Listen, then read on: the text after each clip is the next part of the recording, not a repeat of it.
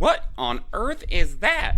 It's a Journey into Comics Network production! All aboard! I brought my pencil. What do you wanna do with your life? Walk on home, boy. Yeah. Like anything gets to say like you did before. Make it green, make it bleed, make it really so. What's up, my fellow metal maniacs? We are here once again for this episode of Rank 'Em All. As always, I am one of your rank masters, Nate. Today, joining me, my amazing panel. Welcome back to the show once again, Nick. How you doing, brother? Doing wonderful. How are you doing? I'm doing well. You look well. Your Topanga shirt is killing it. It's going to throw my attention off all episode. I'm going to be looking at your chest. That sounds weird, but anyways, also welcome back to the show, the one and only 30% God, Mr. Dick Tyner. How's it going? It's going all right. How about yourself? I'm doing well. I'm excited that we're here on this glorious day discussing a possibly overlooked Metallica album, but we're not doing it alone. As our master of ceremonies and king of all that is video, Brando, welcome back. Thank you for having me, Nate. We are here once again. Today we're looking at Reload in the Metallica discography. And It's a ball of fire. It is a ball of fire. What was called by Rolling Stones, Lorraine Alley, she said that the magazine felt it captures one of rock's greatest bands at its peak. So we'll see if any of us agree with that assertion. Hot date. It is. The lineup here hasn't changed. It is still James, Kirk, Jason, and Lars. This is actually Jason's last studio album with the band. He will still be featured on our kind of like bonus episodes that we're doing right after this because the Garage and S&M. He will be on those. But as far as original material, he might no. We have one more song for us. I Disappear would be the final song. It'd be the last song. But as far as actual albums, this is it. For our good friend Jason Newsted on bass. Also sitting in for this one, we have Marianne Faithfull with additional vocals on Memory Remains. We also have David Miles playing the hurdy-gurdy on Low Man's Lyric. Hey. And Bob Rock leads up production. Sales for this album. Well, first off, I should say the album came out. Of course, this was the second of two albums. This was supposed to be originally like a double album, one load of material. But instead, it was recorded over the course of like a couple of years. It started with the original load sessions, and then when they got off tour, they went back and finished it up, and was released on November 18th, 1997. So, good year, 1997. November 18th, you say? November 18th. Kirk Hammett, it's his birthday. It's also the day that Michael Kamen passed away. Interesting. November 18th. Yes. And the day that Reload came out. That is very interesting. Also, Brandon, can I note quickly, every time you said load, you kept doing this. Like, you were very gestury with your hands for the video version, which I hope that you all are watching the video version as well as listening to the podcast version, all the different various places you can do that. Anyways, let's get back to it. What are some more facts and knowledge about the Reload, my friend? It debuted at number 1 on the U.S. Billboard charts. Sales wise, this is just some of the information we have on Wikipedia. It's US 3 million, Europe 2 million, and then break it down from a whole bunch of different places after that. This was right when Metallica's still riding the waves, man. 90s Metallica is a little bit of a different Metallica than from the 80s, but they are pretty popular. They are bringing in new fans. Those new fans are going finding the older material. There's arguments ensued. Is older better and newer better? This is definitely a band that has lasting and staying power. But there were 4 singles released off the album, and I'm not sure where you guys are, but do you guys have any beginning thoughts before we start rolling down the songs? Yeah. No, go ahead, Dick. Oh, sorry. I thought this was a much more cohesive album than Load was. As you said, there was some time in between the two recording sessions where these songs got to actually they were a little more fleshed out, and you can tell like the entire soundscape on all of the songs are actually just full. There's no like where you had like a lot of songs like Wasting My Hate where it had that race riff but nothing really backing it up. It just sounded kind of hollow. Whereas all of these songs, even the songs I don't really like that much, they're full sounding, and I like that. That also being said, there isn't really a song on this album I don't like. They're nothing special for the most part, but I can just jam this whole album. I think early notes, just because I did a little legwork and actually have written down the live appearances of these songs before we're doing anything, so I can just tell you guys as soon as we get to them. But this album to me is one that Metallica personally does not like pulling from, just based on what I can see, and we'll talk about it as we go through the episode. The numbers here are actually kind of startling. There's like only a couple songs that get insane play. There's one song that surprisingly got a lot of play, and then everything else has never been played ever. So, and again, we'll be discussing that, but those are kind of just some quick riffing thoughts I have on that album. That fact does not surprise me at all. Yeah. I love, by the way, what Nick said after he got done with his listen. He's like, I just went and cleansed with some Master of Puppets. Good choice. Puppets is always a good choice. Always. But No matter what. Any day of the week. There are some pretty good tracks here. Again, Lames. Well, I just called James Lames. Well, all lyrics written by James. Or James is going a little bit lames on the lyrics. I don't know. No, thematically, the songs here on this album do delve into some deep stuff, just like Load did. But overall, there's a lot more songs where I feel it's a little bit more general. A lot of sizzle, no steak. Sure. Mm-hmm. Yes. I'll agree. Yeah. But we definitely are going to see what our rankings behold. The total album length is 76 minutes and 2 seconds, just a few minutes shorter than Load. Man, they really packed these albums for sure. They went to town, all right.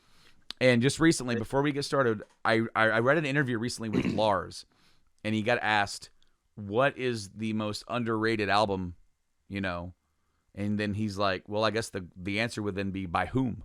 He's like, I don't like thinking about like our stuff that way, because anytime I go back and think about this album or that, I always think about where I was, where I'm at creatively, personally.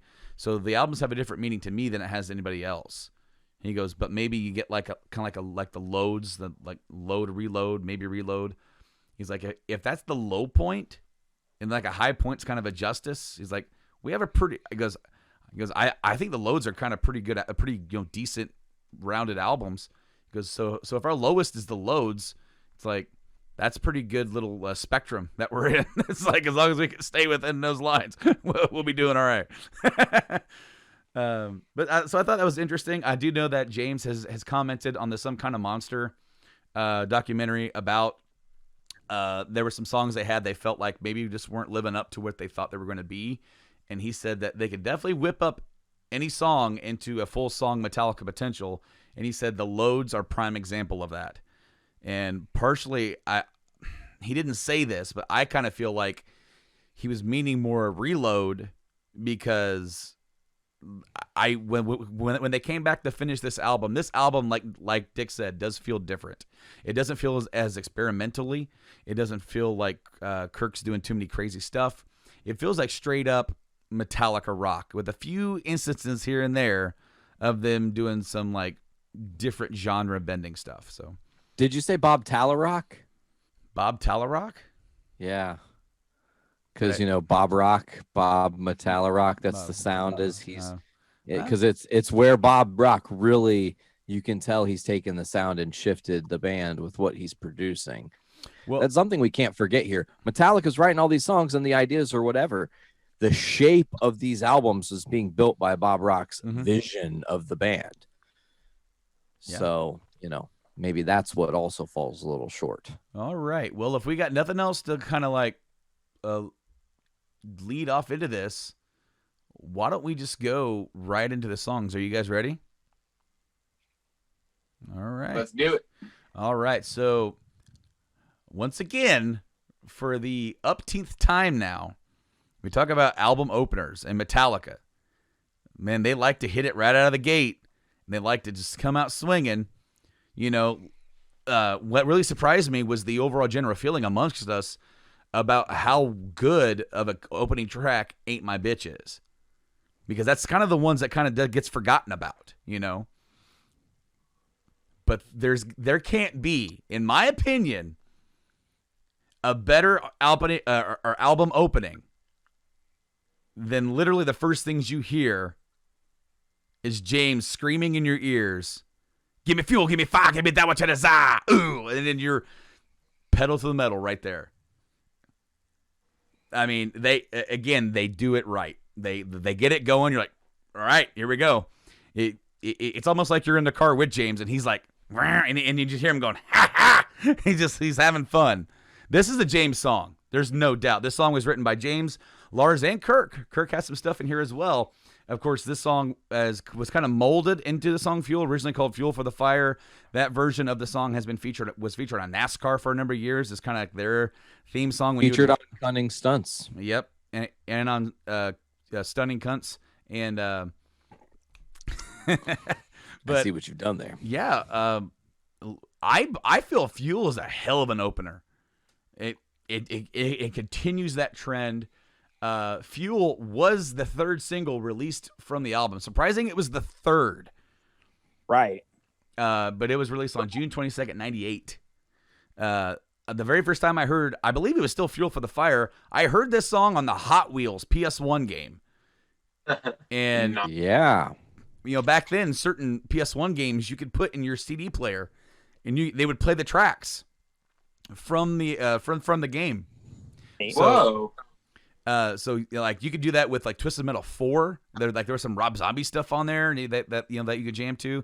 But I remember doing that with this because I'm like, man, this song is badass. Of course, that was actually right before I got into Metallica with the Black Album. So the version of Fuel, I'd actually heard it and really liked it before I got into Metallica. But we'll start off with Nick. What did you think of Fuel? Super catchy riffs. Like you said, he just comes out the gate like this is the first album that they do like that, if I'm not mistaken, where it just comes in with him screaming. It's not my favorite of the first songs, but it's undeniable that it lets you know that this is going to be an album full of like a step below bangers. You know, they're just solid songs. The solo wasn't amazing. It acted like it was going to go somewhere, but doesn't really do it. And I feel like it's unfortunately a precursor for the rest of the album. Right on. Yeah, good song. I liked it. Dick, what'd you think, man? This song's badass. It's a great intro, as we've all said. It's right out the gate. You're just kicking ass the whole way through. I would say certified banger. This is one of my favorite Metallica songs because it's just one of the hits I've always jammed. Can I? I really enjoy the chorus, the guitar in the chorus, which I never really noticed it until I played Guitar Hero Metallica. That going on, that just back and forth while he's singing. I love it. Can I say that like after the solo, when the song almost goes into like a half beat, or it kind of steps back, it strips back, and it's like he's just doing the ooh. Where the main NASCAR riff comes from? Yes. down, down. I love that part of the song. Same. Like I love the heaviness. I love everything. I love the attitude. As I said, James loves cars. He loves muscle cars. He loves speeding. He loves going fast. He loves working on the cars. This song is a love letter to that part of his life. That last little bit where James just yells as loud as he can, gives it his all. That give me fuel, give me fire. That just like everything he's got into that last one, and it's awesome. James also said, before we get to Nate's thoughts here, there's two things I want to say about this song. One was in a deleted scene from some kind of monster. They were talking about playing the Raiders gig, where they weren't going to be able to play at the they wanted it like they were going to go in the playoffs, and they were going to play in the parking lot, and they were trying to figure out what songs to play because they were only going to play like 5 or 6 songs or whatever. And he goes, we're doing Fuel. And Kirk, I think it was Kirk, or he's like, oh yeah, why? He goes, because I like it.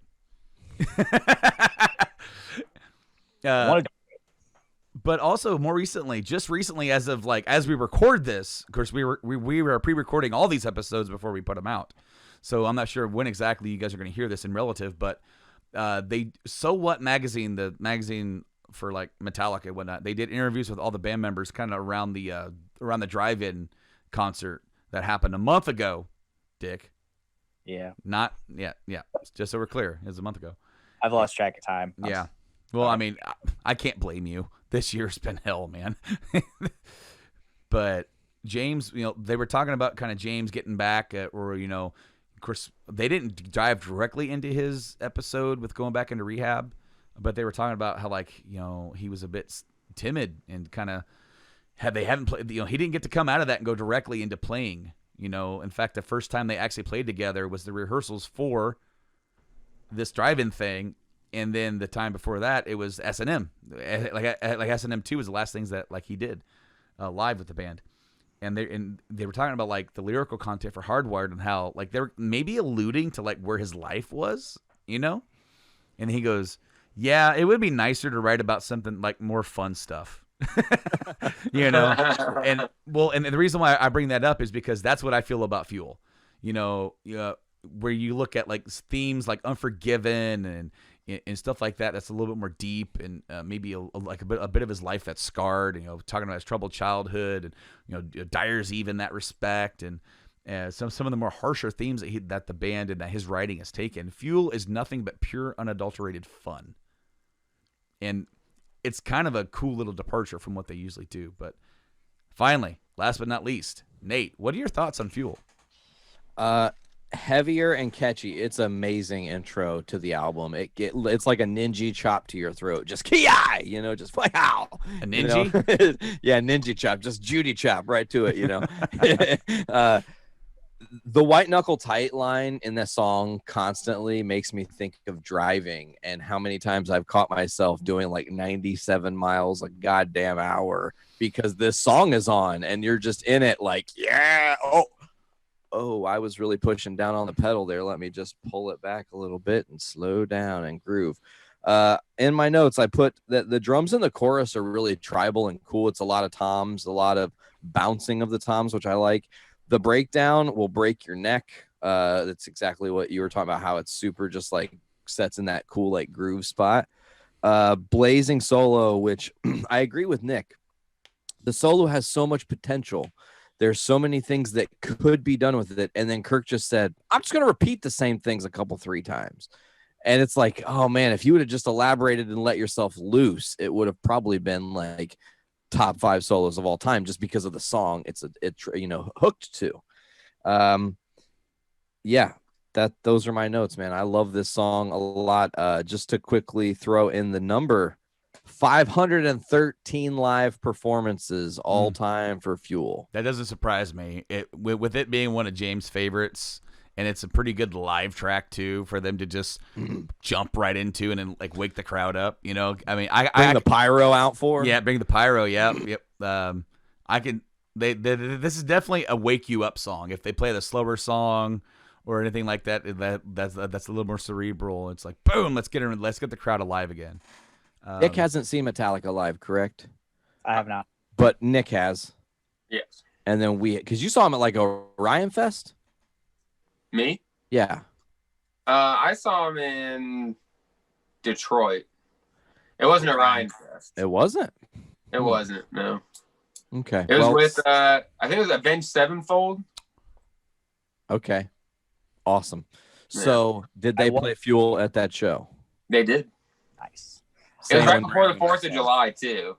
Ooh. So it was super sweet.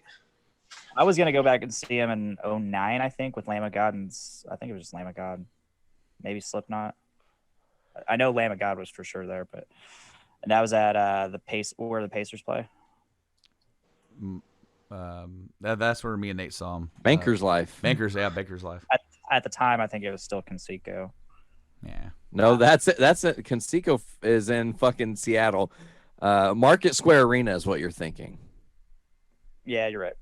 I was thinking Conseco Fieldhouse. I don't know. Which is in Seattle. That's where WrestleMania 19 happened. What a fact. Got you on that one, dick. Yeah, nailed him. All right.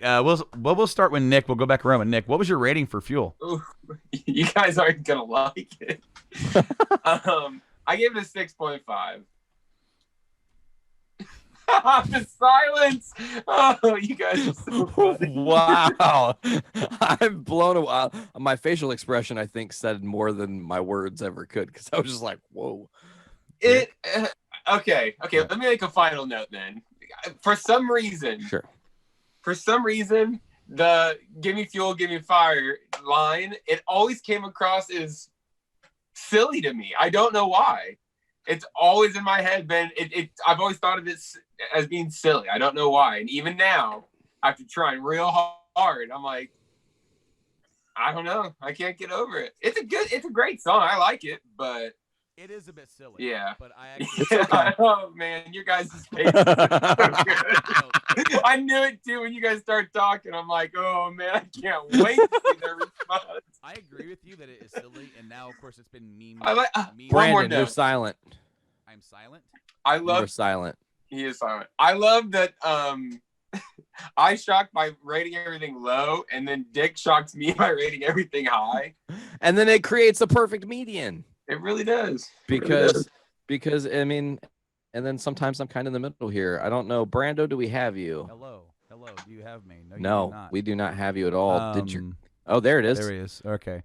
On the recorder, I'm still here, so the audience has still heard me this whole time. Weird. That's very bizarre. That was just a Zoom thing, I guess. No, what I was gonna say is that I do agree with Nick that it is silly. It has been memed to death now.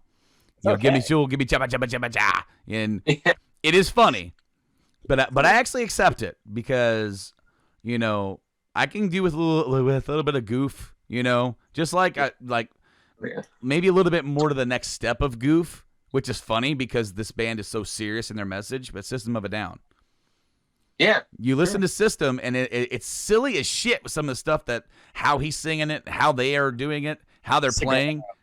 And it is absolutely ridiculous, but like their message is almost universally like we're putting this on a palette to you in a way that you can digest it, but we're hitting you hard with some stupid shit.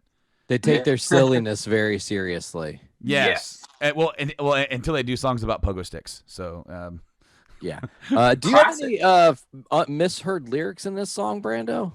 Yes, I do. Yes, I do. Yeah. Thank you for reminding me. The same buddy. Good old Jason Long of Wasting My Hate fame. He thought Quenched My Thirst with Gasoline was it's hard to say without laughing. French fry burst upon my spleen. It all sounds more complicated. How did it happen? I don't know. But when he told me that, Simplify it. because he told me that and we listened to it, I'm like, it's definitely not that. But now I'm never going to be able to hear the song and not think of him saying, French fry burst upon my spleen. That's like in the Black Album. I forgot to mention that a very commonly misheard lyric in Unforgiven is new blood joins this earth and quickly he's a dude. Not he's a dude. He's a dude. That's really good. Kill me with that one. You can't do that. Oh, man. I like it. All right.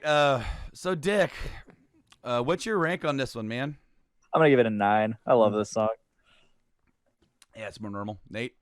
I actually am gonna mimic Dick's sentiment. Surprisingly, I gave the song a 9. It's solid, man. It checks out, in my opinion. Not a 9.035. No, it's just like this is quintessential Metallica. Even as a hater of like modern Metallica, people that are like, man, there's after the Black Album, they fucking sold down or whatever you want to say. Like this song still hooks you. If you're in the crowd, there aren't people being an asshole and not enjoying the song. They fucking are in it. They love it. So I think this is universally Metallica, and I got to give it a higher rating up in there in the 9. So that's my final thought. I also gave it a 9. Wow. Wow, yeah. Ooh. Look at you guys. Ooh, yeah. All right. Yeah. Track 2 was the first single from the album. That's very surprising to me, but also the video. We didn't talk about the video for Fuel, but it's pretty standard bearer, fast cars doing stuff, you know. The video for Memory Remains is very memorable. It's one of their cooler ones where they actually have like them on this platform that's spinning around or up like around a room, like not like around this way, but like a seesaw, or a pendulum going, but all the way around. And the way they did that is that they move the camera around, and it's really cool. But the Memory Remains, this also features guest vocals from Marianne Faithfull, written by Lars and James. Definitely a bit of a different feel coming in from Fuel. I think it's a pretty cool track. Oddly enough, this song has become a staple for the live crowd. And because of the guest vocals, it has her creepily doing the na-na-nas. And then for the live, see, the thing is, the live version of the song has a different feel than the album version. The album version is a little bit more of a vibe. Live, they kind of like perk it up a little bit, and they have it's like built-in crowd interaction with the na-na-nas. And they have Kirk play the like single guitar line while they're doing it. That way they can kind of, you know, mimic the guitar thing, go along with it. But the reason why I like that it's built-in crowd interaction is that it's not super obvious crowd interaction. You know, like let the bodies hit the floor. Everyone's shouting 1, 2, 3. We're counting 4. today. You know, I like counting. I like, by the way, Brandon, I like how because we were talking about this the other day at work, and like we ended up having a whole conversation about drowning pool. Yep. Never thought I'd have that conversation. But No. here we are. No, yeah, that conversation is spurred on just from my comparison, because, you know, I like how the song has become a live song, but I never would have thought that this song would become the live interactive staple, like or one of them, because you have the na-na-nas here, and then you have Creeping Death's Die. Everybody in the crowd chanting Die. Yeah. It's a very different vibe and feel, but you also get everybody involved. So this time we'll start with Nate. Nate, what do you got for your thoughts on Memory Remains? It's a headbanger. This is a commentary on the Hollywood lifestyle. Mm-hmm. Again, with the clever duality of how he's using his words, and it can also kind of feel like you could take The Memory Remains as a personal story, but really, if you think about what he's singing about, it's very much like the Hollywood lifestyle, sucking those kind of people in. I love that it's a very powerful and epic song, like a return to Metallica's epic. Not the same as their old school epic, but it's leveled up a little bit. The guitars hook you. I love the Fade to Black reference. Like, again, them able to be self-referential in a way that isn't snobbish or pretentious. They're clever about it. I love, one of my all-time favorite things in this song is James yelling, suck it. Like, just yelling suck it to the crowd is just like, fuck yeah, man. Get it, buddy. The haunting ending is super unforgettable, and I love that the final line, say yes, at least say hello. Ugh. That is a nod to the movie The Misfits, which was the last completed movie which Marilyn Monroe starred in. And also the reason The Misfits as a band is named The Misfits. Mm-hmm. Nice little bit of a meta thing going on there. Super beautiful tip of the cap to that era.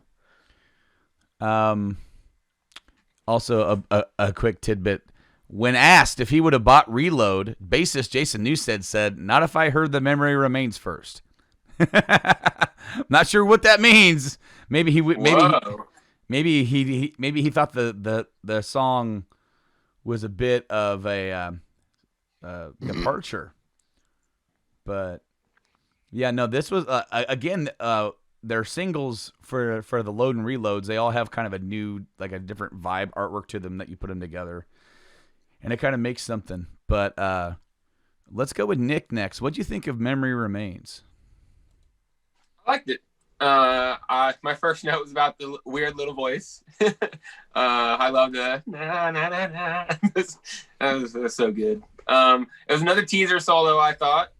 But overall, there's a lot of catchy stuff in there. One thumbs up. One thumbs up. Marianne One Faithful. thumbs up. That's not how we rate things here. James. I want to add new mechanics. There we go. We're always adding in new stuff here on Rank 'Em All. James wanted Marianne Faithful's vocals. He felt her weathered, smelling the cigarettes on the CD voice fit what he described as the whole eeriness of the Sunset Boulevard feel of the song. Wow. Perfect. Also, I want to quickly note 290 is the number of live appearances of Memory Remains. Yeah, and surprisingly, again, kind of going back to what I thought of surprising. Okay, number one, this is one of the songs that's featured on both S&M sets. And when they do the second one on S&M 2, the crowd keeps the na-na-na chants going well after they've stopped playing. Solid minute. And they won't stop. Like, they just keep going, and they keep going, and they keep going. And well, James starts the track by saying, let's show the symphony how loud you guys can get. And I'm like, I remember when Nate and I were at the concert at the theater, we're like, well, what song are they going to play?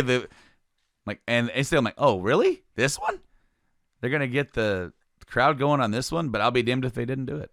Dick, what'd you think about Memory Remains? Pretty killer song. Back to the na-na-na-na parts.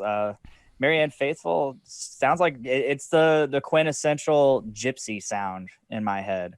It's hypnotizing. Mm-hmm. It's hypnotizing.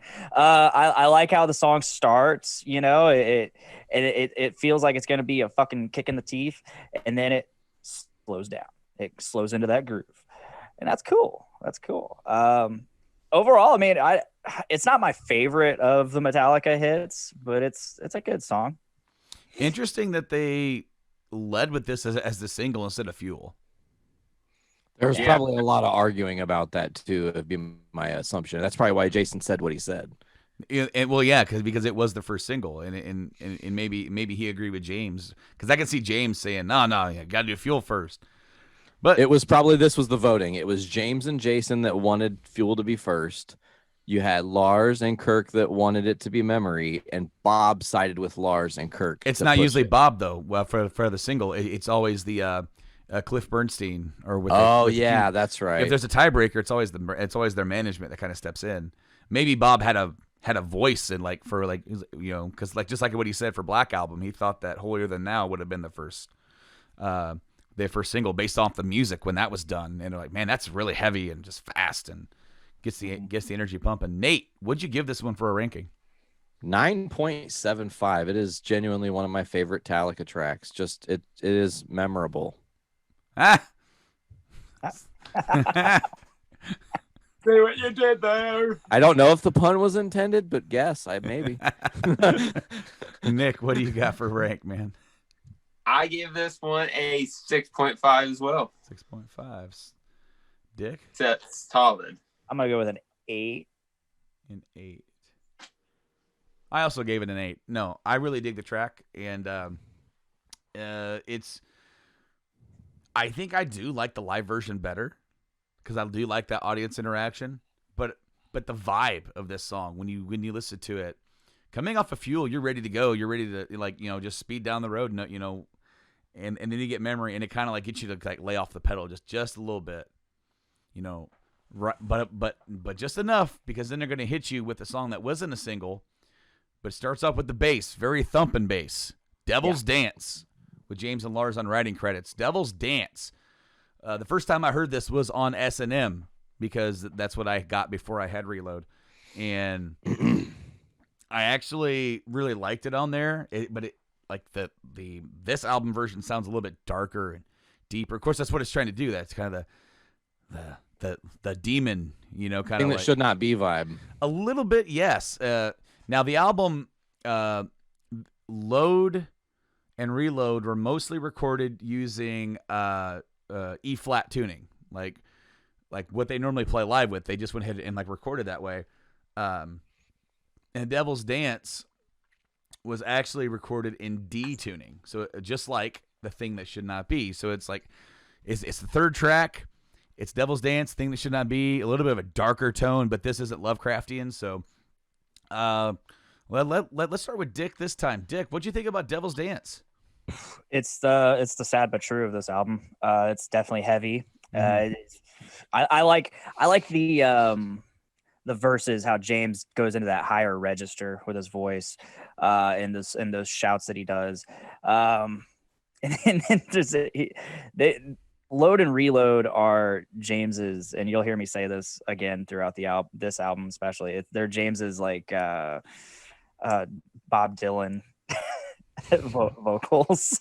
He goes really ham with the just weird shit he does with his voice, or just the extra little let's dance. Let's dance. Come on, dance. Little things like that. Like what was it in the last album? Where's your crown? Where's your crown? Yeah, that little thing. But yeah, it's just I like Devil's Dance. Right on. Nate, what do you got for me for Devil's Dance on your? You nailed it. Bass trudging through, just trudge hills. It trudges through. You got it. Jason has his voice in this song, even if he didn't necessarily write it, which I don't know where the credits for this are. We'll talk about it, I'm sure. I already did. Oh yeah, I must have missed this. James Lars. Okay, that's why, because it was only those two. The evil transition sets the tone musically. Like there's that whole shift in the music. The lyrics obviously follow suit. The chorus is again groovy. That's the thing. Where in these albums, everything's a lot more groovy. Dick nailed it, saying sad but true, because I have right here sad but true heaviness. It definitely feels like that. It's a jamming little number, and I like the yaz in the background. Like, let me explain. I was laughing my ass off because again, Zune listening device. There it is in the episode. Hey, track 3. It took 3 tracks for me to bring it up. Somebody's finally starting to drink this episode. They're like, "Oh God, I was waiting to take the first sip. I didn't think you'd ever get to it." You guys know those things when you were kids, that was like the tube, and you turn it to be like, "Oh." Yeah. The yaz in the background, if you listen on your listening device with your headphones, it's like yeah. Like it sounds like one of those tubes, and I started laughing, dying laughing listening to this song because of exactly that. So that's what I have for Devil's Dance, a song that has been performed 44 times live. That's kind of low for what I thought, but especially since it was on S&M 1. But I guess also it was relatively close, and they were looking for songs that would really go well with the orchestra as well.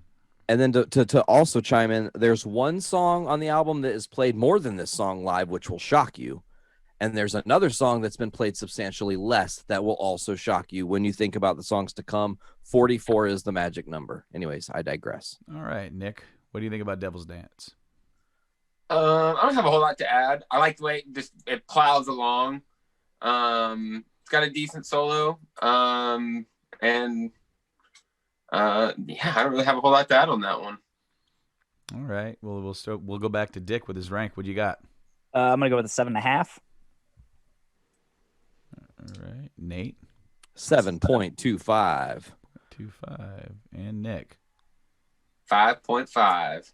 5.5. I'm on the high end. I gave this song an 8 as well.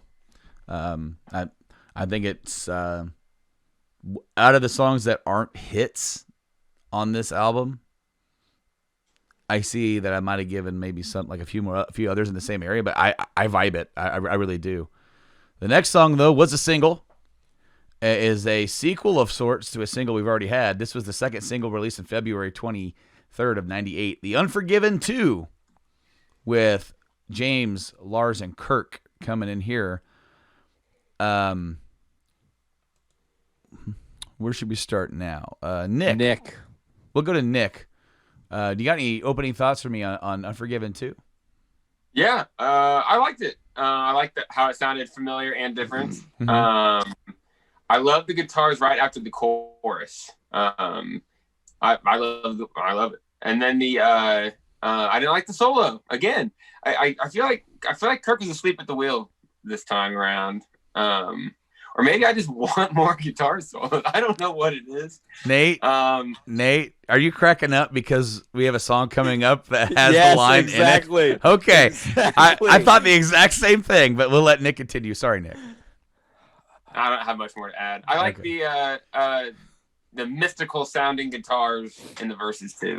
So that's all I got. The lyrics to Attitude have the line "asleep at the wheel," so Nick saying that Kirk is asleep at the wheel just fucking got me. I was like, "Ooh, that's so good." I don't know if he meant to. Oh shit. Nate, what do you got for me, bud? An actual sequel. My God, the horn. We start off in familiar territory. That horn pulls you in as a listener.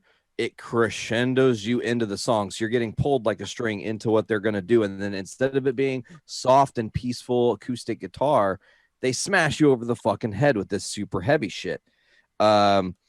Lyrically, it's beautiful and also very tragic. I mean, if you really dive into what I think this song is about is James having affairs with different ladies on the road that he was leaving behind because he's going from city to city. They don't matter to him. And maybe they do, and they really hold this weird like pain in his heart that he's doing this or going down this path, but they will always remember him in this moment. And there's a lot of like in the lyrics, if you really dive into like what is being said, there's a lot of darkness there. Metallica showing again how they can move you emotionally. This song is powerful and has a lot going on, but it is also very emotionally moving and can just choke you up. The dichotomy of the heavy to clean in the song slays, which is the opposite, the clean to heavy in the other song, in the first Unforgiven. And then the guitar layer calls back to the first one at the end of the song, which is super impactful. Here is the shocker. It was the second single on this album. It has also been performed 6 whole times live. That doesn't surprise me. Not hardly at all played single from Metallica. I was struggling to find it on YouTube. I mean, considering that it is an actual single and that they didn't play it live when they were touring afterwards, that is a little shocking. But also, I can see why when they're making out the set and they're like thinking Unforgiven 1 or Unforgiven 2, 1 is probably going to win out every single time. Like when you're going to play live and people are going to come see you and they hear the acoustic guitar intro that James did, like, yep, well, people know exactly what that is, you know. However, if I saw them live and they just pumped into the opening riff to this, I would probably lose my fucking shit. Same. Just because Mark out. Just because you're getting such a rare treat to say, hey, I got to see them play that live. That was cool. For the 7th time. For the 7th time. I was there for number 7, damn it. Dick, I believe you're next. This is my favorite song on the album. This is my favorite, probably one of my favorite, if not my favorite song of Metallica's to sing. I think a little differently on the lyrics, Nate. I think given I haven't dove into them like you just did, but I think it's more he wants to let people in, but he has a hard time letting people in, but he wants to, but it's just back and forth. Yeah, I love the guitars in the chorus, how they're just blended perfectly with James's vocals. This song is epic. It's a perfect sequel. You guys have pretty much all said it. Anything I needed to say or wanted to say. So I love the song. I personally feel about the lyrics, they're kind of like a mixture of what both Dick and Nate said. Because I don't know when he met his wife, Francesca, but I heard it was around this time. Because she actually worked for the catering company that would cater them while they were on tour. That's how they met. For him having a hard time letting people in to that level, you know, considering I want to say he had been married once before. Like, by the end of the Black Album's recording and touring session, 3 of the 4 of them were divorced. Like, yeah, like that was not Jason. No. He said, "Fuck all that." He said, "No, it was everybody else." But the fact that here's James And it's no secret that James had a hard childhood. He's written about that. He's had a hard time letting people into his vulnerable state, which is very interesting because then you get to see him at his most vulnerable in some kind of monster documentary. You see him at the beginning of the documentary, and it is very much the James Hetfield that we thought that we knew because of the way that he's always kind of portrayed himself, right? And then when he gets in and he's been out for like half the movie and he comes back in after rehab and dealing with his family, you see a much stripped down, honest person who's very vulnerable and is very protective of that vulnerability. And I feel like when I look at the Unforgiven songs, you know, and we're definitely going to talk about the third one when we get there, they are in part a story, a part of the story of his life. You have the first Unforgiven about how his parents forced him to move and live and grow a certain way, and him fighting against that, and how he can't forgive them for that, you know. And then the second part was him trying to open himself up, but maybe constantly being burned by other partners and not being able to do that. Maybe himself is a part of that problem as well, but I can't forgive you. And the third part is realizing that he is the biggest part of the problem and he can't forgive himself for it. And it's deep as shit, and I love it. It is, all three songs tell this great story of his life. And of course we haven't got the more recent part, and I don't know if we will, because that's got to come naturally from him. You know, maybe we've gotten echoes of that in other works that he's done. Would that song be called Unforgiven? I wouldn't. I would not. But no, the thematic callbacks, the horn, where that's instantly recognizable as the horn that they stole from an Eastwood movie, that they reversed. That way you'll never know what it is. And then the very end of the song, where you hear the background vocals like "Never Free, Never Me," so I dubbed the Unforgiven. Those are little tiny vocal stuff in the very background, harkening back to the original, just kind of like how they in a way did with King Nothing. We're off the Never Never Land type deal, but this one's more direct. So now we're on to ranks. I'll start with the ranks this time. I gave this song an 8 as well, because I love this song. This song, it just kicks. I don't love it as much as the original Unforgiven, but I do really like it. I do like the country twangs that they brought in from Mama Said into this. They kind of like, they're not the same, but you can kind of tell if they're both on the same album. Maybe it would have been weird, but because they're split up, I think it works really well. So we'll go to Nick for your rank. 6.5. 6.5. You are right. Consistently here. Nate. I'm going to tip the fuck out of these scales. Just like the first Unforgiven, to me, this song is a perfect song, and it is a 10. Wow. There's just too many moments from finding this song and living my life since I had this album that I have gone back to this song as a moment that I connect with more than other songs. And I connect with trying to open up and vulnerabilities and things like that too. And this song, I don't know. It has always had a very special place ever since I first heard it as like a must-have jam. So this is my lone 10 on the album. We will not be hearing that number again, or a number anywhere fucking near that for the rest of this album from me. Let me tell you, things are about to drastically change, and Nick is about to be like, "Oh, there you are, bud. I was waiting." There you are. So yes, this one's a 10 for me. That's my final thought. Dick. I will give it a 10 as well. And also, this is my last 10, only 10 for this album. Wait, I didn't give Fuel 10. No, okay. No. I couldn't give it a 10 or not. I thought about it. But no, this is my only 10 on the album. This song is amazing. And I would also like to add to what I said earlier. Of all the songs in the song music universe, there are sequel songs, and there aren't very many. The only one I can think of at this time is Voodoo 2 from Godsmack. this is way better. Should have been called To Do. It's To like, Do.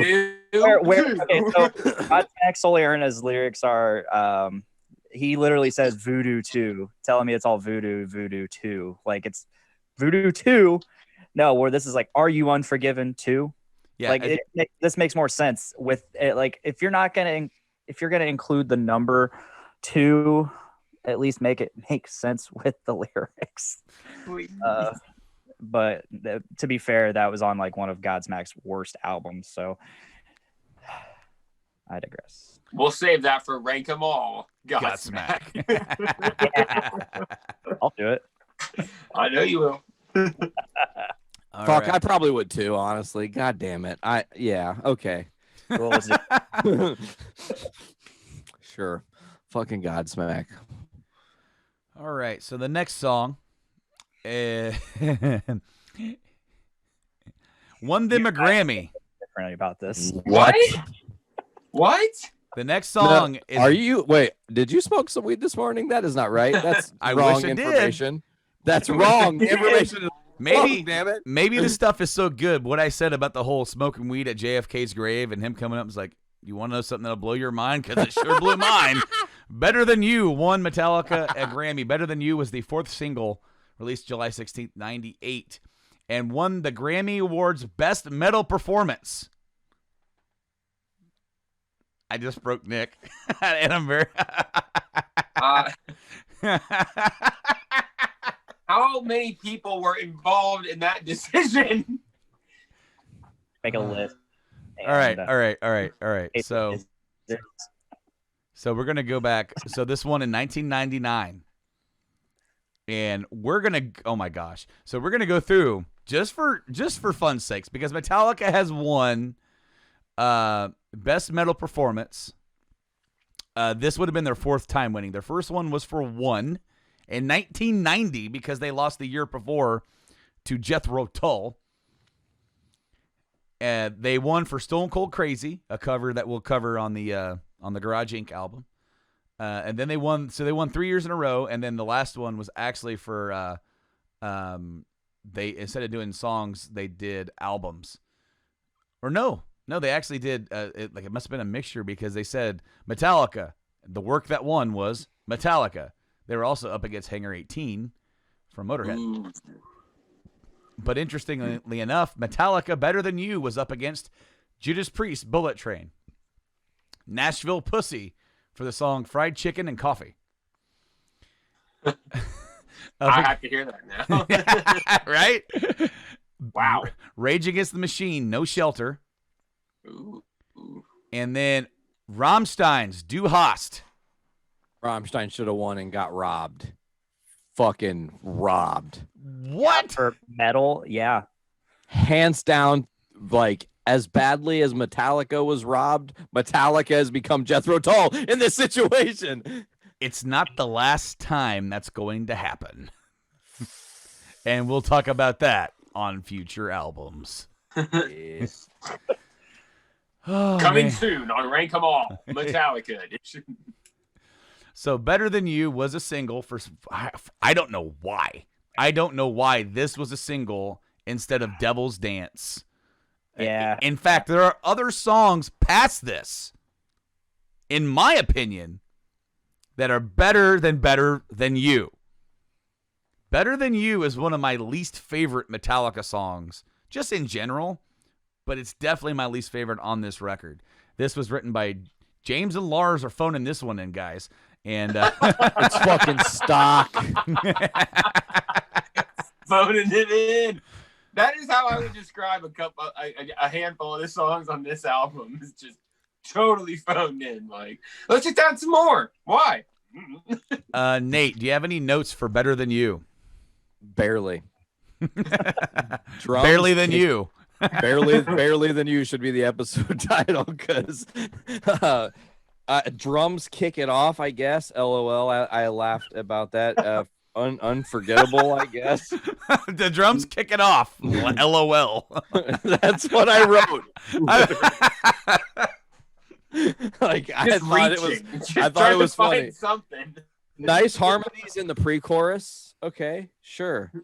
But then the only other thing in my notes is the song still has 1 minute and 6 seconds left. How? It has never been performed live. Good. Other singer bites the dust.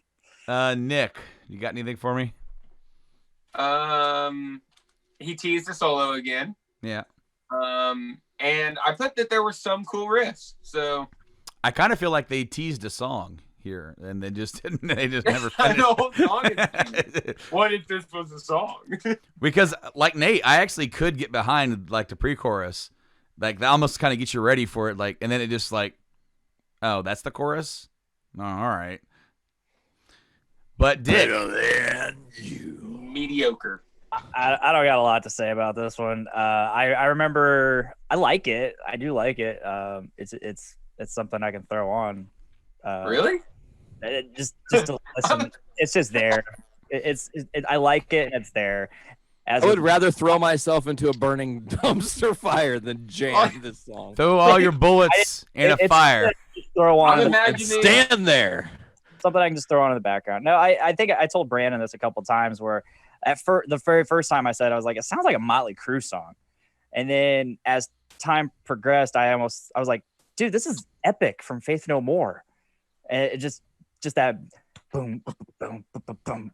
Like, yeah. No, I hear fucking Kickstart My Heart now that Yeah. you said that. It has Kickstart My Heart Give it vibes. some time and you'll hear Epic. I promise you. But that's all I got to say. I don't want to hear Epic. I like Epic. I I do not want want to hear that it to in the happen. song. I do I'm trying too. to get that out of my head right now. I'm trying Yeah. to. But you could throw the instrumental of Epic over this song and then throw James's voice. Nick is like, stop talking. God damn it. I want to forget, not remember. Please stop. I'm done. Nate, rank. 4.25, lowest on the album. Nick, I gave her 5. Dick. 6.5. I also gave it a 5. That is my lowest on the album, but there's only a few other bright spots left. I'm going lower. Well, I gotta make an addendum. I misread 4.75, not 2.5. So I'm closer to that 5 that you guys had. And here I'll show the camera just for authenticity. oh, there you go. Not changed. I just can't fucking read. Well, we're going into the next song here. When I was a We kid, are looking for snakes, though. this song is Slither, written by James Lars and Kirk. When I was a kid, I loved this song, but now I don't know why. I really, I think I heard it when I first got into Metallica. It wasn't too long after that I discovered a radio station that was Central Illinois-ish, and every Friday evening around 7, they would have something called Mandatory Metallica, and it would be like 15 minutes to a half hour of nothing but Metallica, and it was actually, they would do requests, and that's actually the first time I ever heard Merciful Fate was on there, which we'll talk about that here soon. But that's the first time I ever heard Slither, and I loved it. I'm like, that's a badass song. So when I got Reload, I definitely jammed it. Now, though, I don't like it nearly as much. It's okay. It's there. I actually do like the chorus. But this is the other song that I teased in the last episode that is kind of like Sandman.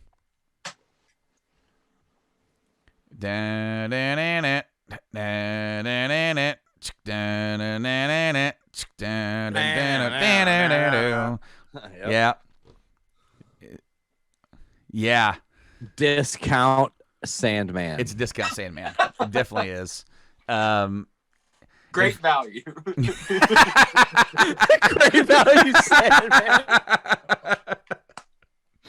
$5 bin Sandman. So there's a YouTube channel, and I can't remember the name of it off the top of my head. I'm so sorry, dude. But you do great stuff. Maybe something Mercury, State of Mercury, where he actually does. He puts different Metallica songs on different albums with different tone, even messes with the arrangement a little bit to make it fit within that style that they were doing. Like he did My Friend in Misery on Justice and made it an instrumental, and he put like Frantic or Saint Anger onto like Justice. He puts like Master of Puppets on Black Album. Move stuff all around. Well, he put What If Sandman was on Load, and literally the riff is Slither. Nice. And so we'll go with Dick next. What do you think about Slither? Oh, this song went back and forth for me, as you know, because I actually get a chance to talk to you about these songs as I'm listening to them and kind of practice for this episode. This song went back and forth for me. I was like, this is my least favorite. Oh, it's growing on me. Okay, I like it a little bit. I like how bluesy it is. Super bluesy. Again, James is going into that higher register. That's really all I got to say about this one. Nate? For Slither, I have the slow chorus intro is different because it uses the chorus as the intro to the song, which is a cool, different kind of thing that they do. I like it. The harmonies are rad. I'm about the harmonies of this song lyrically. This is the prequel to I Disappear as well. There's some I Disappear vibes going on. Just go back with that headset, that mind space, and when you're listening, you're going to be like, fuck, that's like kind of I Disappear too. Yeah. Fucking great value, I Disappear. There was a clever other line to say there. I can't figure it out. Anyways, the bluesy solo works really well for this song. Like sometimes the solos that Kirk produces in this album are very lackluster. They don't bring the thunder as much as we would hope. This is an instance where he steps back a little bit and actually serves the song, makes the song better. This is an opportunity for him to shine while stepping back, which I think is good. Ain't No Heroes Here is one of my favorite lines in the song. And then I just ended with simple but good. It has never been performed live. What you got, Nick? The lyrics are fucking weird. That's all. I tried. Maybe I could have tried harder, but I just kept reading them. I'm like, okay. Nothing special. And I wrote harmonized guitars and cool solos can't save a song, but they certainly help. So not much love for Slither on this end, but give it credit where it deserves it. All right, Dick, what'd you give this one? I'm going to go with a 7. 7. Nate? 7. Nick? 5. I gave it a 6. Had I been, in the middle of my teenage years, right when I was first hearing this, it probably would have got a damn 9 from me. I'm like, this is one of the best songs I've ever heard. But I don't really get that. However, I do feel the next track, Carpe Diem Baby. It's kind of weird to say that just like that. Carpe Diem Baby. James, Larson, Kirk at it again here. them and their shenanigans. Wonder why it was Jason's last album. But I actually really like this song. This song is vibe. Where Devil's Dance has the lower tune like thing that should not be. There's going to be a song way later on that does tie into Devil's Dance. The first time I heard it, it reminded me a little bit of the tone of Carpe Diem Baby. With the way that he sings vocals on that track. But I actually really do like this. I love the line "Live, Win, Dare, Fail." I believe that is a motto from the British Air Service. Maybe I'm wrong. Live to win, dare to fail. Well, damn it. Okay, that's so it just brings up Metallica. Who dares wins. He who dares wins. is that. And I remember that from Metal Gear Solid. I just, when I heard that in Metal Gear Solid 2, it was like, hey, that's Carpe Diem Baby almost. But no, lyrically, this song is kind of weird, but it's very metaphorical.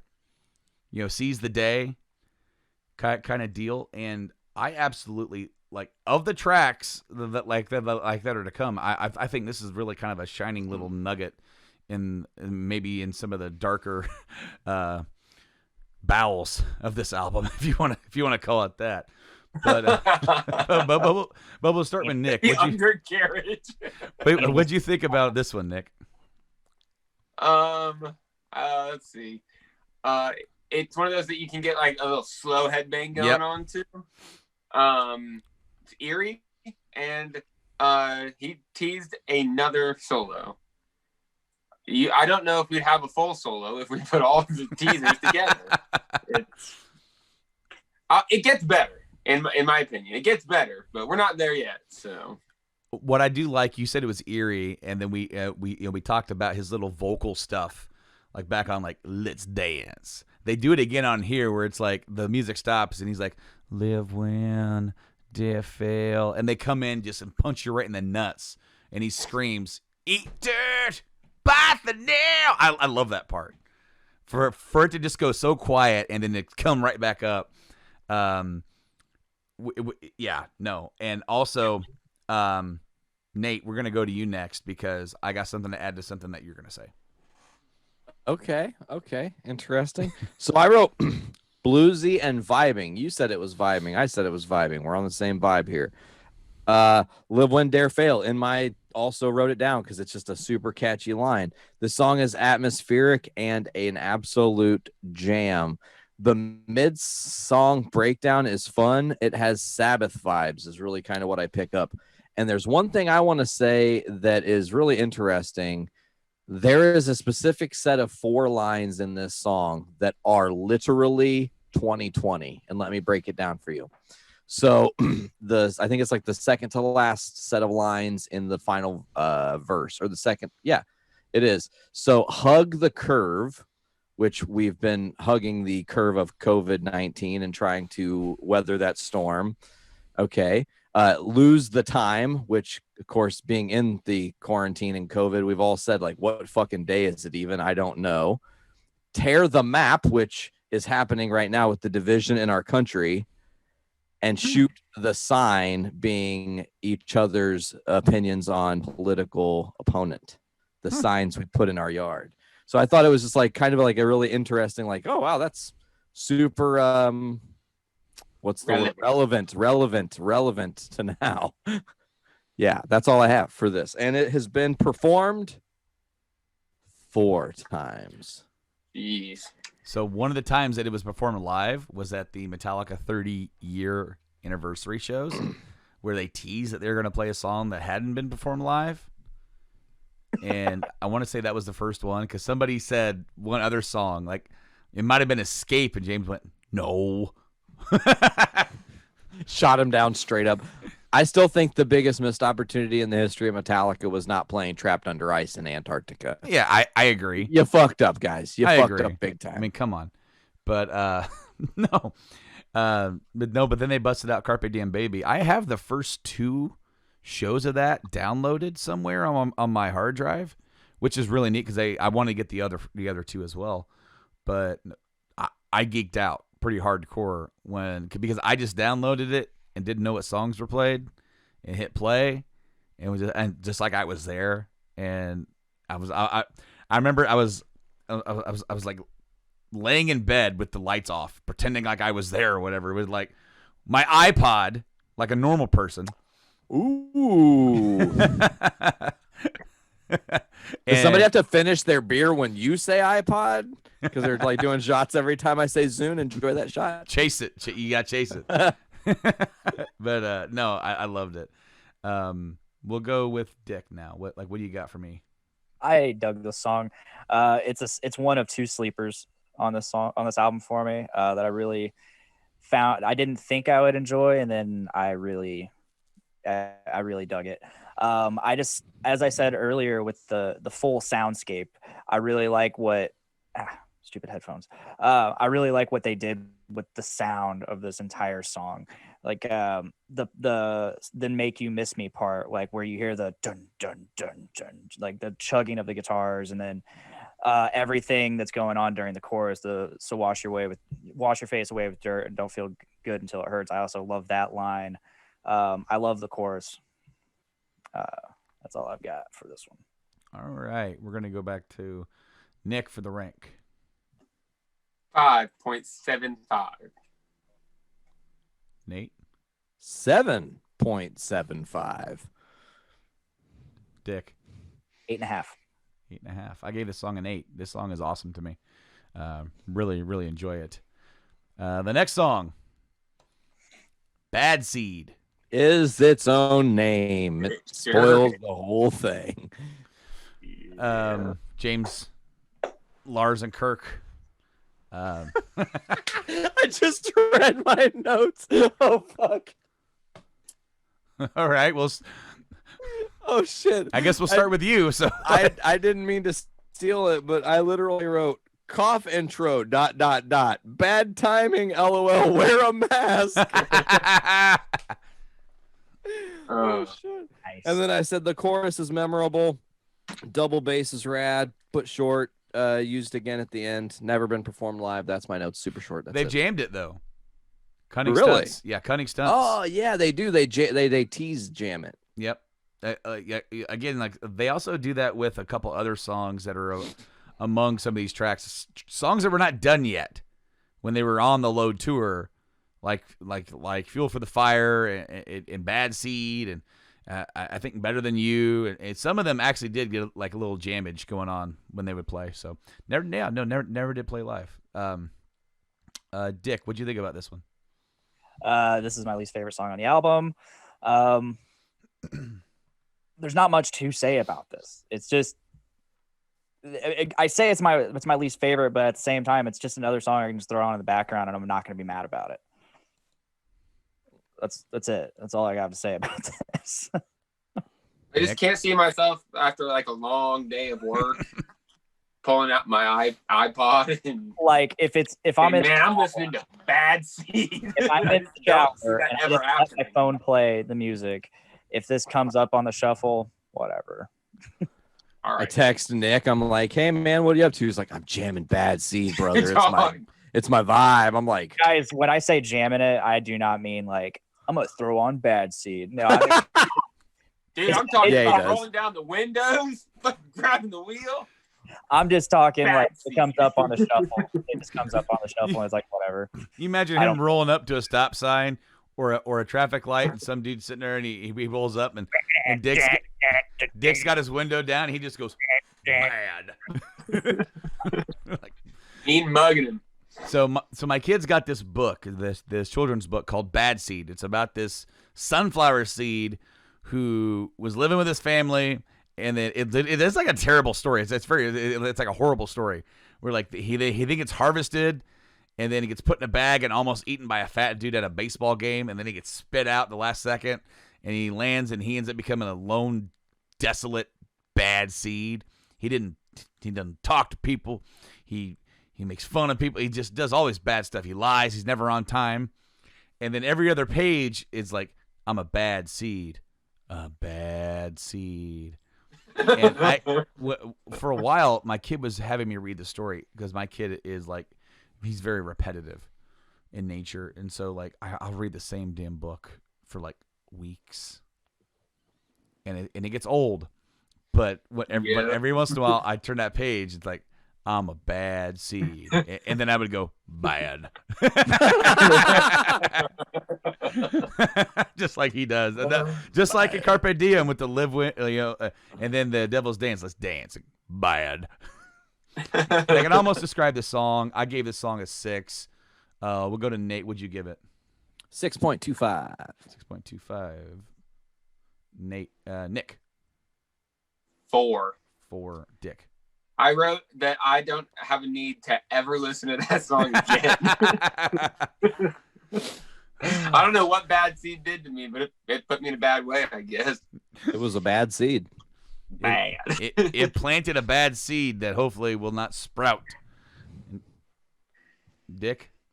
I'm gonna go with 5. 5. I gave it a 6. There, I like the riff, and that's about it. Just the main riff, which is funny because way back when Nate and I were in a band, we had a riff that sounded oddly like this on accident. It's a pretty common riff, I would say. Well, and then Megadeth has a version of it, and then there's another band that has a version of it, which I can't remember right now. But it was like once we found, like, oh my god, because at first, like, when you've been writing songs or trying to learn how to write songs as a band, you're first getting started, you're like, man, it's not like, then you hear it, you'll be jamming to an album, like, wait a minute, I stole from this song? My God. And it's no wonder we didn't get anywhere. We're ripping off Bad Seed. It was a bad choice. Daenerys Palin. I'll be right back. Oh, shit. All right. Since he's taking a Daenerys Palin, we will carry on here. The next track is Where the Wild Things Are, Jason Newsted's lone contribution to the album and third writing credit in total with Metallica. The last one. Huh. It was his that was it. Where the Wild Things Are. We'll start with Nick on this one. Do you have anything of note to say about it? I like the lyrics. I wrote finally some decent lyrics. Mm-hmm. It's another spooky one. It is. And I thought it was a neat solo. Best on the album yet, but that's not really saying a whole lot, is it? Fair enough. Definitely fair enough. I actually far. This song is a grower. This song is a grower. I didn't like this song when I was younger. Like, where Slither had my love when I first heard this as a kid and like bumping my fist. Nowadays, I don't really like the beginning part of the song.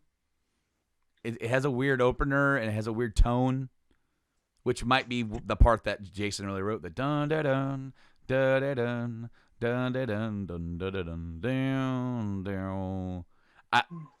It takes me a while to get into it, but I actually have grown to like this song a lot more than I used to, and a lot of it is because of what you said. It was lyrics, its theme. It is a bit spooky. It's vibey, just like I said earlier with Carpe Diem, and I agree with you on that. Whereas, like, when I heard a song that we'll talk about way later, and I'm like, man, this gives me Reload vibes. This is kind of what I'm talking about. It's like it's something that they kind of went back to. And Must be on Where the Wild Things Are. Well, that's the next track. Oh, we're still talking about Bad Seed? No, yes, we're talking about Where the Wild Things Are because that's we already ranked Bad Seed and we're moving on. Good. I had to piss like a Russian sailor, so. Okay, well, I mean, fair enough. I mean, I didn't really think whipping my dick out and pissing on the podcast was an option, especially because we're in video form. I'm surprised you didn't say that you had to piss like James on a Russian bear hunt. Ooh, so much vodka. So much We vodka. could have just pulled a Borat and had like an extra long censor bar.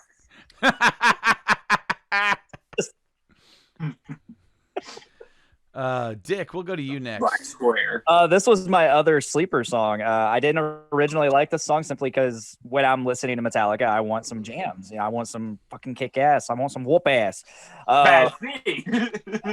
Shut up, Nick. No, but as you said, it's a grower, and the more I listened to it, the more I started noticing things that I really, really liked. And I think since Jason Newsted, this being his only contribution to the album credited, I think that has a lot to do with it. And I love that little drum line that comes in, and then followed by the guitars, and then it really drives that mood home. I love that with that whatever that drum line is. I can't think of it right now, but fuck, it's good, and it just makes you. It sits there and makes you think, like, and actually listen to it. Whereas I typically don't listen to the drums unless it's like standing out in the open like that. I thought you were gonna say typically I don't listen to music, and I was gonna just die ass laughing. Listen, I don't typically listen to the what songs are you that here we're for? ranking. This music thing is weird. I really like the line, "Will this earth be good to you? Keep you clean, or stain through." I like that a lot. I really like near the end of the song where they come back in with that pre-chorus, and they almost and they play like a longer version of it, and it's kind of different. Like, I don't know if they go to a different octave or they just kind of give it a different feel. It's weird because it doesn't feel like it did on the first time around that you heard it. But they do that sometimes with it. Like, it's almost like where they do that in a Future Trip, and now that we're dead, when on the last chorus he sings it at a higher register, but it's still the same chorus, but he's just kind of like putting more of himself into it. Maybe almost kind of like Fuel, he direct album comparison. On the last chorus for Fuel, he's kind of putting more into it. They do that with where the Wild Things Are in the pre-chorus too, and I really like that. But Nate, Yo, I have for this Haunting. I don't really remember this song. Like, initially when I was re-listening through on the Zune, I was like, man, what is this even? And then I was like, oh, I do remember this song. It has angular and militant vibes. We haven't used the word angular on this album, so to have that is like, oh, hey, there's some old Metallica shining through, even though it's not how we typically plan for. This song is jamming. It definitely has Thing That Should Not Be vibes in its own right and respect. And I love the Toy Soldiers Off to War line. It's like seriously so catchy and punchy. This song has also never been performed live. oh, That's a shame. it is a I think shame. it's really cool. When they did that vote thing a few years ago, where like on tour, each city had a certain number of tracks they could like, hey, vote to fill these out, and they had tracks that you could pick from. On that, they had some tracks that were like that they picked a lot of tracks they normally play live anyway. I would love it if they had a bunch of tracks that don't get a lot of play, and then Have never been played. or have never been played. That just to reach back into the catalog, because I think we mentioned it on the last episode where it's so weird to think of a band who puts out an album and you didn't play a song off of it. But when you have 7 albums and then you have 13, 14 tracks on these 2 alone, and when you're going out on the Reload tour that you've got to play Puppets, you got to play Seek and Destroy, you got to play One, you got to play, we're going to do Harvester Sorrow, how about Battery? Sandman. We're going to play, I haven't even got the Black Album yet. Sandman, Sad But True, Nothing Else Matters. Okay. And then we're going to do, we got to do Until It Sleeps, because that was a hit. And then it's like, okay, how about King Nothing with that in there? And of course we got Fuel. We're going to do Fuel. We're going to do Memory. That was a single. Man, it just starts stacking up. And I can understand why a song like Where the Wild Things Are would just get completely and utterly forgotten about, as far as like a live, like they wouldn't even think about putting that song out there live. But again, like I said with Unforgiven II, I would just trip out over it if they did it.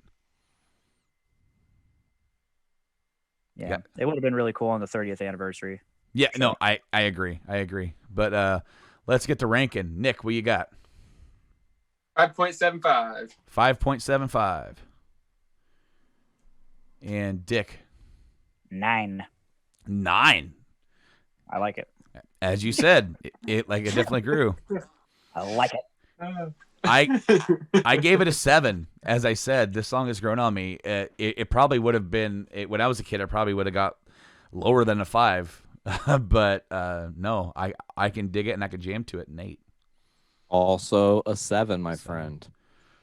All right. Now we're going on to another song here. I do believe we have no more singles. We are out.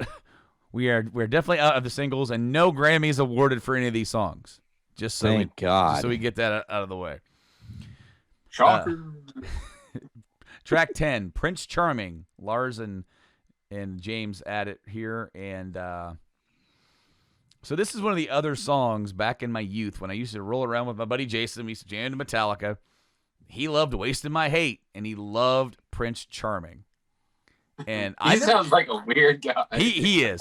He's very eclectic in his music style. He's very into like 1950s, like that style of like almost like barbershop music.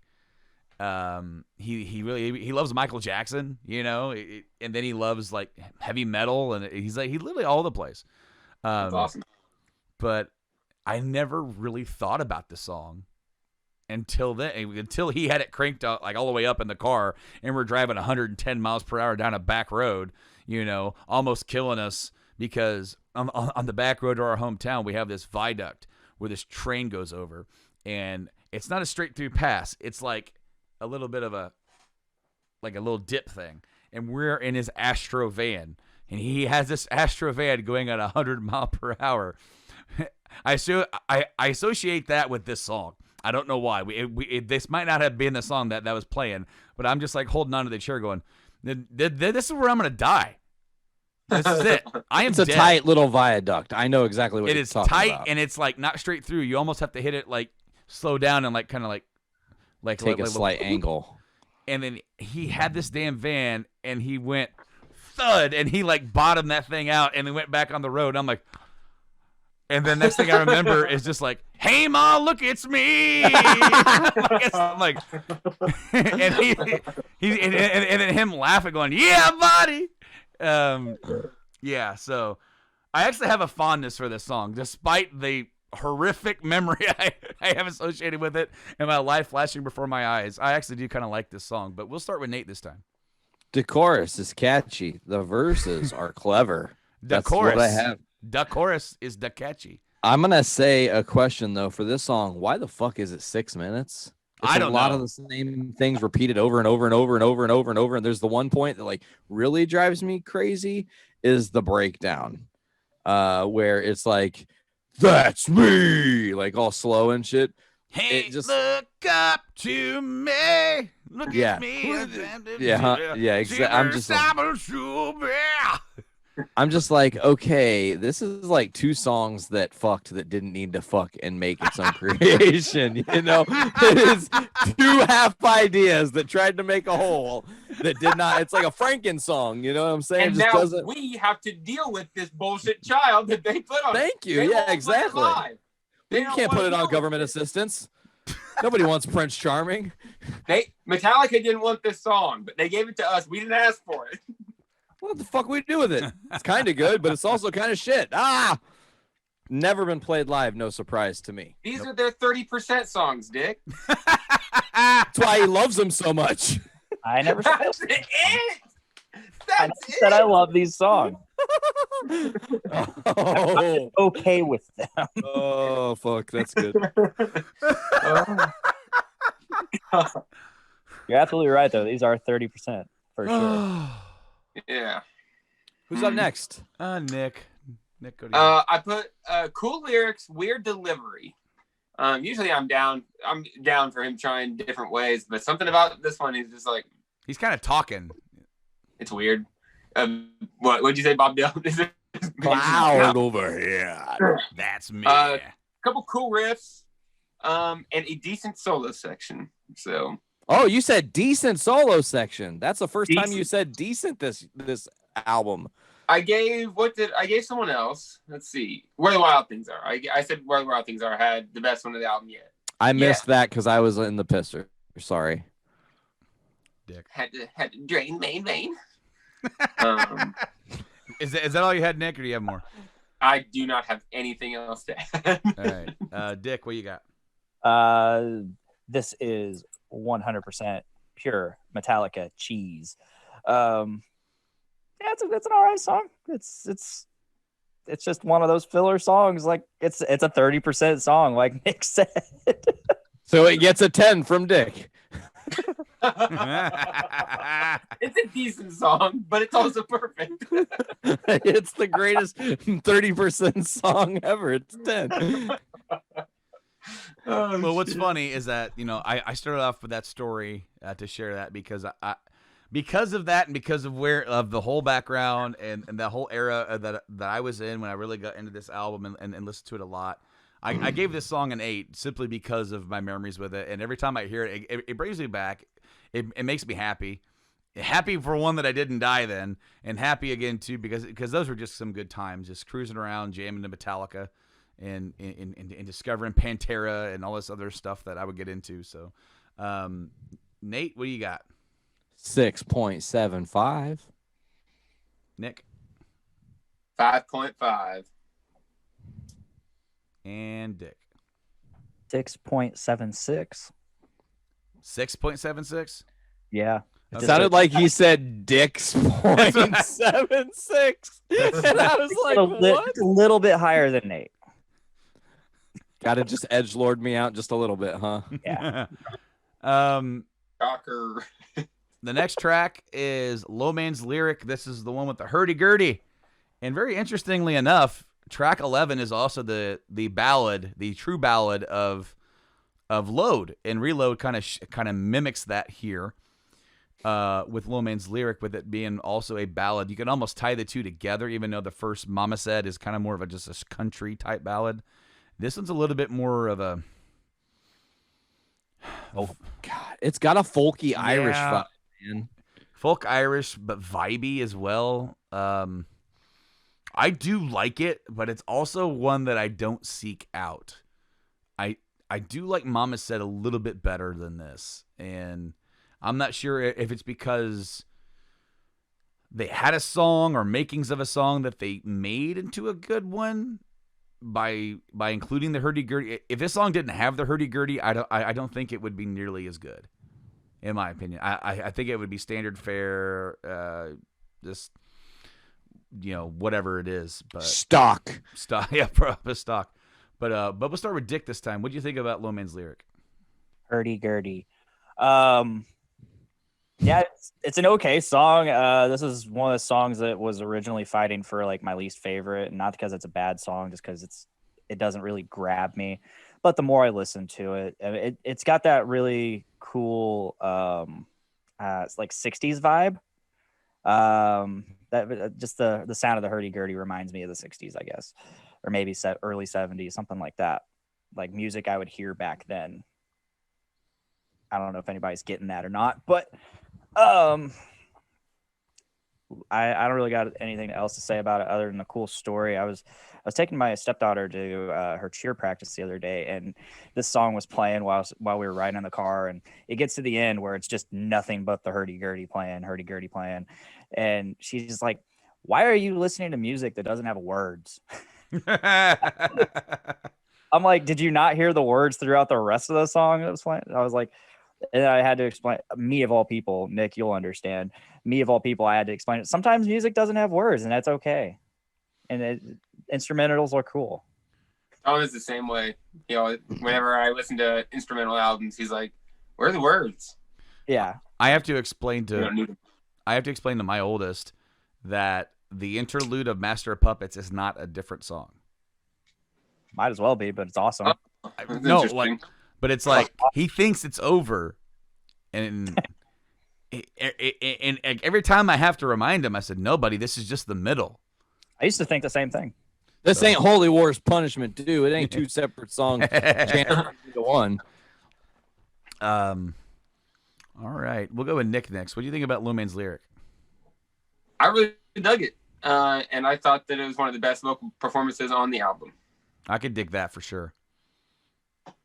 I think he really puts his, I really think he puts his heart into that one, and because lyrically it really does tell the story. It tells a story of like this kind of down on his luck guy, sleeping in alleys and in a cardboard box, and it's almost kind of like how he could have reprieve from that if he would just accept change or accept whatever, but he doesn't want that, and just like it's almost like he's a wanderer. It's like no matter how much you're like, "Hey, take this," and it's like he may want that, but that's not his destiny. That's just kind of vibe I get from it. It's just like he's destined to kind of go on his path, even if all these opportunities kind of show up here. Nate, what do you got? Hidden gem of the album, hurdy-gurdy. Minimal. I love the verses and the lyrical story. I do ask the question, which we're going to be getting into. This is a little bit of a spoiler, but how does this song not make S&M 2? Literally blows my fucking mind. It is made for a symphonic version. Like I could listening in with the headphones and the listening device, I can hear where they could put strings and they could do a lot with it. And to have the hurdy-gurdy on stage, like it would have been an amazing visual and experience for them that I think is missed. The breakdown is awesome and adds a lot of texture to the song when the drums come in with that, like, again, tribalist vibe, and the way James is delivering those lyrics. The humming outro over hurdy-gurdy might be the most beautiful thing Metallica has ever done. And I mean, like, beauty, like, oh my God, that, like, is a beautiful thing to experience. Yeah, I really fucking, like, really love this song. And actually, to go back to that whole Devil's Dance was played 44 times. We had, Unforgiven II that was only played 6 times. Low Man's Lyric, 65 live performances. That's actually very surprising. I know it had been played live because back in the day, they used to have this Metallica Vault where they had free shows for you to download all throughout their 80s. It's like and allmetallica.com or something. Yeah, they launched it around the same Inger era because that's when they actually started recording professionally all of their concerts, and you could go buy them. Every single one of their shows, you can go on there right now and buy all their live shows. And if you actually have one of these, a ticket, you get your live show for free. Which is badass because that means you can, listen to it again and relive the night that you got to see them and everything. So I think that's really neat. But no, I remember hearing them do Low Man's Lyric then, or from like one of those shows. And no, it was great. And I can definitely echo your sentiments about S&M 2 or S&M in general. It was just one of the ones that could have been great for the first S&M as well. Yeah. Yeah. And I can kind of see why they didn't, because again, there's this after the first one, maybe, but like there's, when you're playing the first S&M, and there's so many things you're trying to pull from different parts of the catalog, there, like, nothing from Kill 'Em All got put on there on S&M 1. So like, they should have done S&M 1 as a 2-night special that they did over a course of 4 hours so they could pull from all of their catalog a lot deeper, because I think that would have remedied it instead of doing 2 nights of the same material to get the highest quality performance. Sure. But anyway, yeah, we'll go back through. Dick, would you rank this one at? Low Man's Lyric, I'm going to go ahead and give it a 7.5. Nick? 6.25. 6.25. Nate? Let's go with 8. I also gave it an 8. This is a real enjoyable track. When it comes on, I'll listen to it. But as I said, it's nothing I ever really seek out. It's always something that, you know what, a lot of times I'm not in the mood for it. But when I am, I feel it. I definitely feel it. The next song, I didn't say who wrote. There's more. Yeah, so it's not over yet. James and Lars wrote Low Man's Lyric. They also wrote this next one, or at least James did. And Lars said, "Yeah, put my name on there." Attitude. Born in an attitude. Asleep at the wheel. At the wheel. Yep. Throw all your bullets in a fire and stand there. Or the last time he says it, then run like hell. This was another one that my buddy Jason liked, but I've never really got into it like the way he did. Because it's like, it's funny because the song is a little dichotomic, because why cure the fever and whatever happened to sweat? Are those the lyrics? Yeah. Okay. I'm looking at them. This is the antithesis of everybody needs the cure. He's like, why cure the fever? We don't talk about it. We'll go ahead and start with Nick on this one. What do you think about Attitude? I liked it all right. I liked the intro. Had a cool chorus. For some reason, it gave me early Metallica vibes. But I wrote bullshit solo. So apparently, it's not that there was this lack of solo. Apparently, this solo pissed me off. So. Right on, man. Dick, we'll go with you next. That's just a fun song. Mm-hmm. There's nothing to it really. It's just it feels like it's a James song. For me, of all of the songs that are kind of like there, like I like this one, because like you can go back to the Load where there was like Poor Twisted Me and Thorn Within, where they're like, Man, I'm not sure. Like these are kind of like the same tempo. This has a bit like a faster tempo to it. It's a song that you can put right after Low Man's lyric to kind of like pump the album up a little bit before you close. So that's kind of how I feel. Nate, what do you got? Jam. It's a filler song, though. Unfortunately, it's very filler. It's very stock, as they would say. The chorus is heavy and groovy, which again, we're talking about the album in this era of Metallica being a very groovy band and not thrashy. I don't think the word thrash has been used a single time when discussing this specific album. The breakdown of the solos slaps and is fun. The second breakdown is a little bit extra. I think there's weird vocals, though. Only ever been performed 0 times. You thought I was going to say once. Nonce. Only never. Yeah. So we'll go back around. Nick, what'd you rank? 6.5. The solo wasn't bullshit enough to bring it down lower than that. All right. Dick. Bullshit. 7. And Nate. I'm going to echo Nick with a 6.5. I gave it a 6. It's so right. it aggregately averages to 6.5. It does, exactly yes. like Nick and I suggest that it should be. True that, man. True that. Well, but we finally arrived to the last song on the album. This is another long ass album. Fixxxer with 3 X's. With James, Lars, and Kirk. 8 It was minutes. really extra. Extra. So extra. Yeah, 8 minutes and 15 seconds for this one. This is almost like this album's supposed like Outlaw Torn ending or whatever. I like the lyrical tone of this, where they're talking like voodoo dolls and shove another pin in me. I like that aspect of it, but overall, the song doesn't quite get it done for me. It's there, it's okay, but that's about it for me. Dick, what do you think about this one? It's another song. It's a song that's just trying to be another epic closer like Outlaw Torn, and it fails to live up. Mhm. However, that does not mean it's a bad song.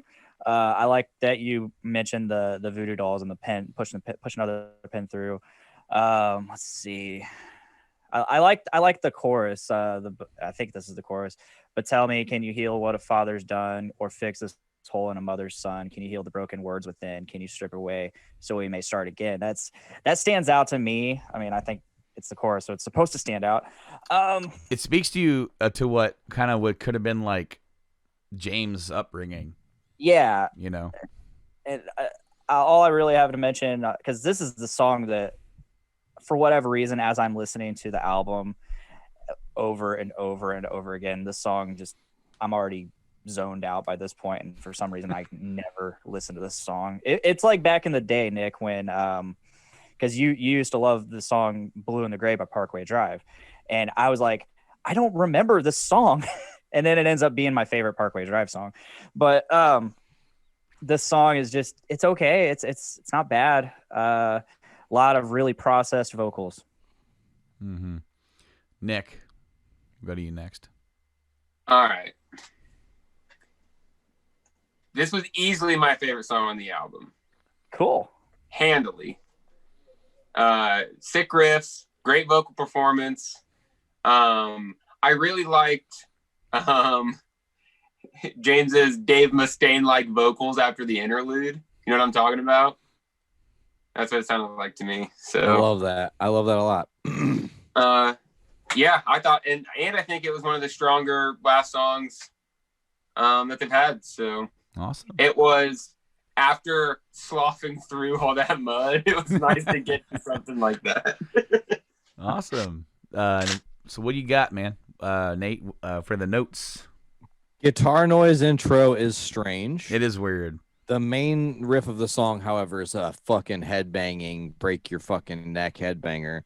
Has epic vibes. I will say that deeper into the song, it is a long song. So as you get trudging deeper in, it loses a little bit of steam, which then leads me, as soon as it started losing steam, I started like analyzing it differently. And I noticed that it's got like a jammy solo section that really feels improvised. Like they were just flowing and there wasn't a plan or like any rules or this is how it needs to sound. It jams to jam, and it just literally is there to elongate the overall length of the album. I do like the song quite a bit, but it is not my favorite on the album. All right. So we've arrived to the final rankings. Start again with Dick. What'd you rank this one, bud? I'm going to go ahead and give it an 8. An 8. Nick. It's 7.5. 7.5. That is your highest on the album, my friend. And That's Nate. not very good. Doesn't say much about Reload. 7.25 for my fix. 7.25. I gave it a 7. So we're all kind of around the same area here. So that means that my average rank was a 7.23. Nate's average rank was a 7.48. Dick's average rank was a 6.67. And Nick's average rank was a 5.86, which gives us a master rank of 7.06. Which is now the lowest ranked album so far. Load's average rank was 7.07. Just 1% difference. That's Not even Wow. 1%. It's 100th of a percent. 100th of a percent. Sorry. Yeah. Jeez. It's very interesting because, you know, we all kind of like spoke pretty highly overall of Load for like almost in surprise, saying that while the latter half of the album does kind of fall off after Bleeding Me, but overall the experiment kind of worked if they would have just kind of chopped it off or not had so much filler there. But the lowest ranking song on Reload for us, I'm looking at it right now. We have a tie. Mm. An exact tie. I'm about this. Let's hear it. And the score is a 5.31 for Better Than You and Bad Seed. Wow, they exactly tied. Yes. That's incredible. Yeah. And Are those also now the lowest ranked? No. Cure has to be below that. Cure is the lowest one at 4.75. And the highest ranking song on the album was Unforgiven II at 8.62. That was no surprise right there. But yeah, guys, that was Reload. But, you know, Dick sent along this cool little podcast from the Jericho podcast. The pod is Jericho. I am Jericho. What's it called again? Talk is Jericho. Talk is Jericho. One of those. The pot of thunder and rock and roll. And what they did at the very end of their little set was kind of basically combine the albums to make a super load, or one of them called it an unload. And so that's what we're gonna do here at the very end. We have all the tracks. We have our super loads ready. And since it was his idea to include it here and pay homage to the Jericho podcast, Dick, give me your super load. All right. So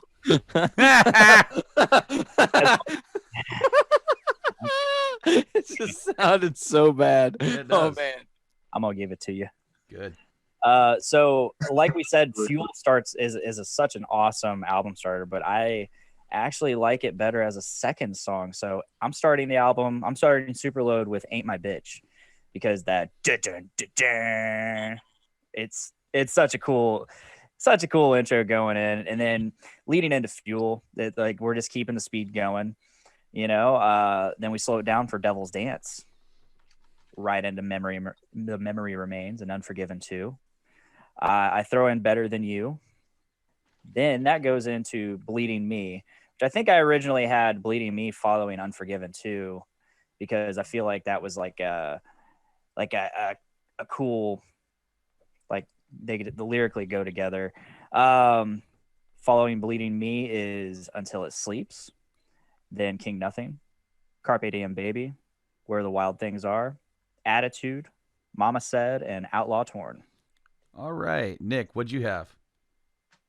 All right. Let's see here. I didn't write them out because I'm pretty much just going by my ranks. I didn't get into it super hard trying to include a ballad, include this, that, the other. So I would definitely have Ain't My Bitch, 2x4, House That Jack Built, Until It Sleeps, King Nothing, Hero of the Day, Bleeding Me, Fuel, Memory Remains, and then Fixxxer, definitely Fixxxer, maybe Attitude, maybe Unforgiven II. All right. Nate? It was a little more stringent the first time I did it. And then when you guys made the point, like, well, the album's already had like 12, 13, 14 songs, I was like, all right, well, I guess I could sprinkle in a couple more in there. Right on. But yeah, I think initially I only had like 1 or 2 songs off Reload. Like, I don't know what happened there. All right. Good. Nate? All right. Let's talk about it for a second, because I put them in like album order chronologically, how I would do the album for my loaded. I called it loaded instead of unload or superload or whatever, just loaded. I also took into consideration some of these songs are fucking super long, and you're only going to have one shot to be right at one CD album length. So that considered, here is the list. I would open it up with Fuel. It is the hands down best way to kick the door open to a Metallica album and would have blown people completely away. Follow that with Memory Remains, because they already have that simpatico relationship when you're listening to them on Reload. They already go together. It's already been shown they go together. Keep them together. After Memory Remains, into The House That Jack Built, just tonally shifts it, slows it down a little bit, gives it some creepy, slow it down even more into Until It Sleeps for the 4th track. King Nothing is track 5. We bring the energy back up. And then out of nowhere, Low Man Lyric. It just, boom. Unsettling. It sets you deep into the album. You're really vibing with it. The next song being Unforgiven II. Dick and I actually agree on this, because right after Unforgiven II, I have Bleeding Me, which is a great idea to put them back to back, I think. After that, Hero of the Day, Mama Said, and close the album with Outlaw Torn. And that would be my loaded. So I named mine Busta Load, and I actually did the hardwired thing where it's a double disc. And the first disc is 39 minutes and 96 seconds. It starts off with Fuel, then Memory Remains, then House That Jack Built. Wow, Brando, 3 for 3 there. And then Unforgiven II, because it's number 4. You gotta keep that. And then Carpe Diem Baby. And then Hero of the Day. And then I close the first disc with Bleeding Me. Cool. Then I start the second disc off with Ain't My Bitch. And then King Nothing, Devil's Dance, then Until It Sleeps. Then Prince Charming after Until It Sleeps to kind of wake you up a little bit, because it still rocks, but it's a little slower.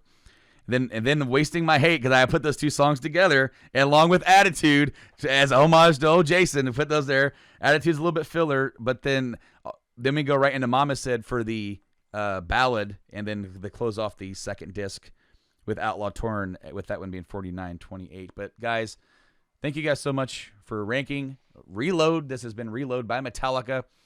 For Nate, Nick, and Dick, I've been your rank master, Brando. And we are no longer choking on this bad seed as we look forward to go into the next episode here on Rank 'Em All Metallica, which will be Garage Inc. Guys, thank you so much for listening, and check us out on all those podcasting platforms that we're on, like the Podcastrophe Network. We're on the check out all the Journey into Comics Network stuff. We're on YouTube. Check us out on social medias and all that stuff down below in the descriptions. Until next time, we will see you then, guys. Rock on, later on, all that jazz. Bye. Yee.